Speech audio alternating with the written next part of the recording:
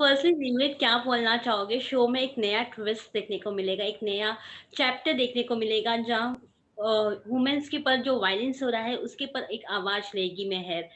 सो क्या बोलना चाहोगे ये स्पेशल ट्रैक के लिए?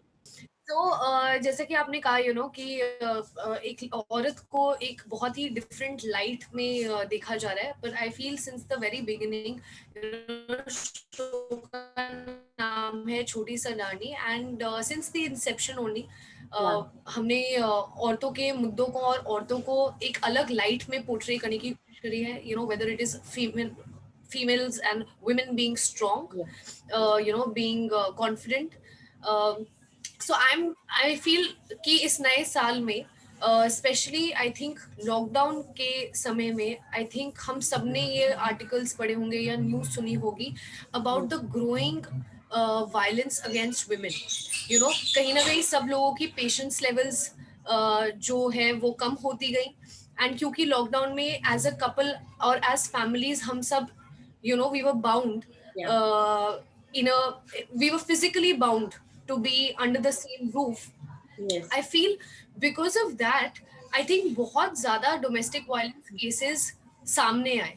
आई एम हुँ, श्योर ऐसा पहले भी होता था, बट शायद वो उतना फ्रीक्वेंटली रिपोर्ट नहीं होते थे।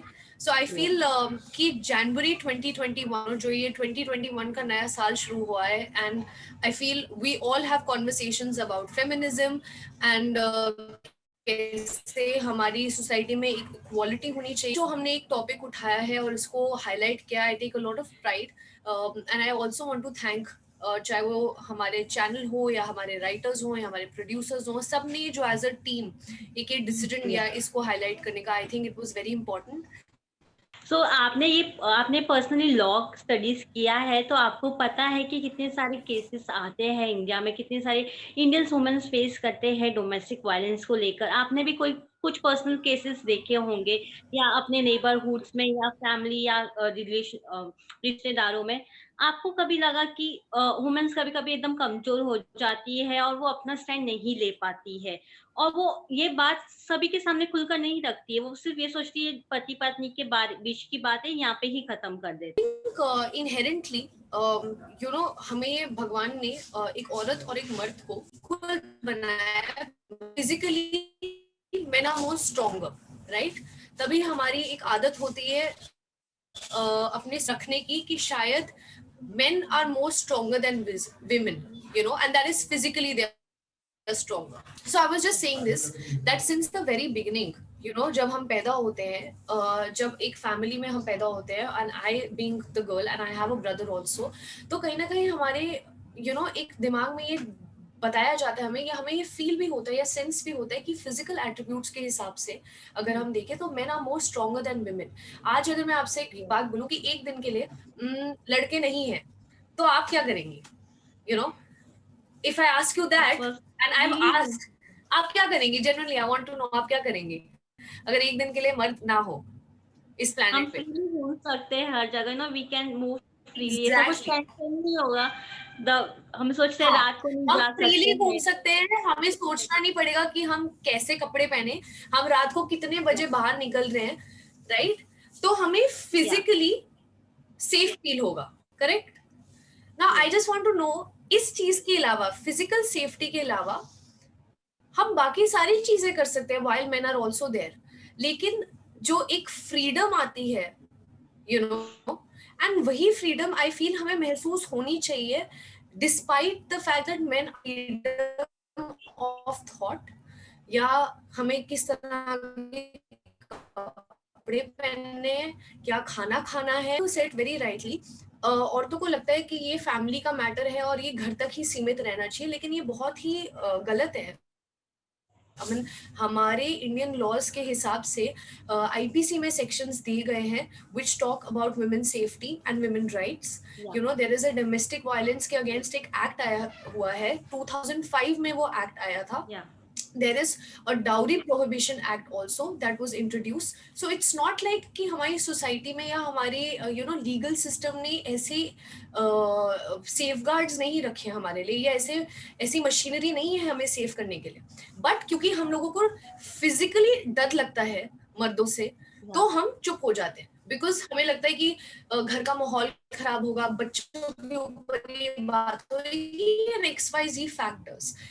या सो आई वाज सेइंग कि इसीलिए औरतों को ये पता होना कि उनके राइट्स के लिए लोग हैं, लॉ है, या पुलिस है, आपके आसपास के लोग हैं, सो इसलिए डरिए मत। So to know this is very important. और ये कैसे पता चलेगा? अगर हम एक कॉन्वर्सेशन शुरू करेंगे, अगर हम औरतों को इस बारे में एजुकेट करेंगे, तो शायद हमारे धीरे धीरे, एंड नॉट जस्ट औरतों को एजुकेट, आई फील दोनों जेंडर्स को एजुकेशन, क्योंकि मर्दों को भी ये समझना बहुत जरूरी है। अगर मेहर की तरफ से बात किया जाए तो अगर मेहर आरती की मदद करती है तो क्या सरबजीत और मेहर के बीच में कुछ दरारें आ जाएंगे? बिकॉज सरबजीत तो काफी अच्छे दोस्त है आरती के पति के।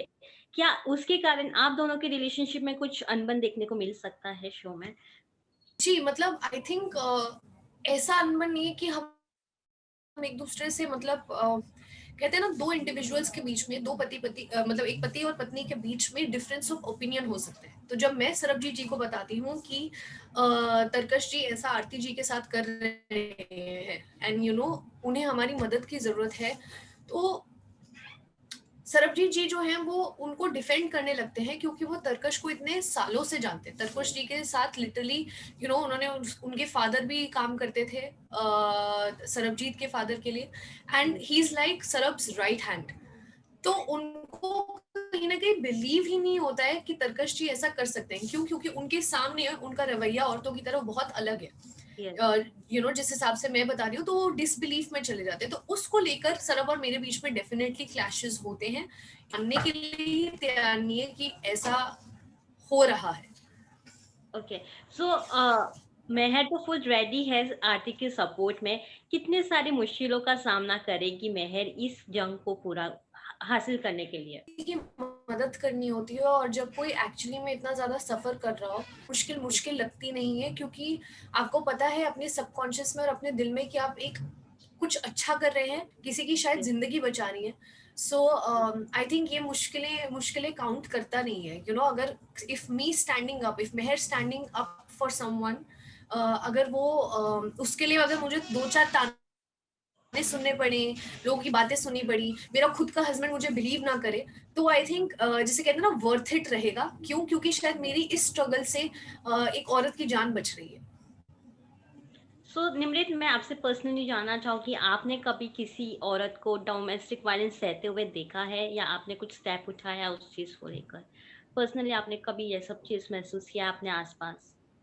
मैंने अपनी क्लोज फैमिली या जहाँ पे भी मैं रहती हूँ, मतलब मैंने अपने नेबरहुड या फैमिली में ऐसे कभी इंस्टेंसेस पर्सनल लेवल पे नहीं देखे हैं, but professionally, because I am a lawyer, so while I was in law school, I used to work, मतलब मैंने अलग अलग लॉ फर्म्स के लिए जब मैं इंटर्न कर रही होती थी, या मैं ministry of women and child development में भी जब काम कर रही थी, तो हमारे इंटरेक्शंस हुए थे with victims of domestic violence. उनसे बातचीत करना, उनसे पूछना लीगली कि क्या डिटेल्स थे, फैक्ट्स ऑफ द केस क्या था, आपके साथ क्या हुआ। सो ऐसी इंटरेक्शंस मेरी हुई हैं with domestic violence victims, and जिनके लिए of course then we would give them legal advice. Okay.